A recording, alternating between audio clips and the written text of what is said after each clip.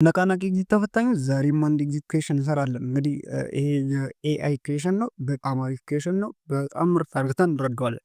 ሚለናል ጥያቄያችን ዋት አር ዘ ኮምፖነንትስ ኦፍ አን ኢንተሊጀንት ኤጀንትስ ስትራክቸር?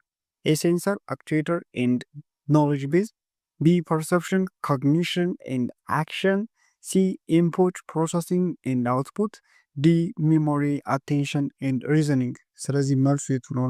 ስለዚህ ምንገራችሁ መልሱን ከማውቃችሁ በፊት ኢንተሊጀንት ኤጀንት ስትራክቸር ኮምፖነንቶቹን ይታወቃል። ዋናው ኢንተሊጀንት ሶስት ኮምፖነንቶች አላቸው ብላችሁ ያዙ በጭንቅላታችሁ።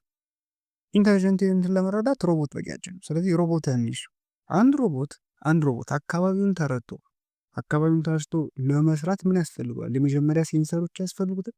አይን ያስፈልገውም፣ ይህ ሮቦት አይን ያስፈልገውም፣ አፍ ያስፈልገውም፣ ጆሮ ያስፈልገው። ስለዚህ እነዚህ ምን ይባላሉ? ሴንሰር ይባላሉ። ሁለተኛ አክቹዌተርስ እንላቸዋል። አክቹዌተርስ እጅና እግር ነው፣ ስራውን የሚሰራበት ያስፈልገዋል። ዚስ ዋን ኢዝ አክቹዌተርስ። ሶስተኛው ታዲያ ስራውን ሲሰራ መረጃውን ለምሳሌ ተቀብሎ ምን ማድረግ አለ? የሚወስንበት ጭንቅላት ያስፈልጋል። ያ ጭንቅላቱ ምንድን ነው?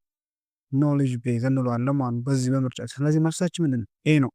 ኤ ነው ማለት። ስለዚህ ኢንተሊጀንት ኤጀንቶች ለምሳሌ እነዚህ ኤጀንቶችን በብዛት ማለት ነው በብዛት ኮዲንግ የምጽፉ ሰዎች ታውቃታላችሁ።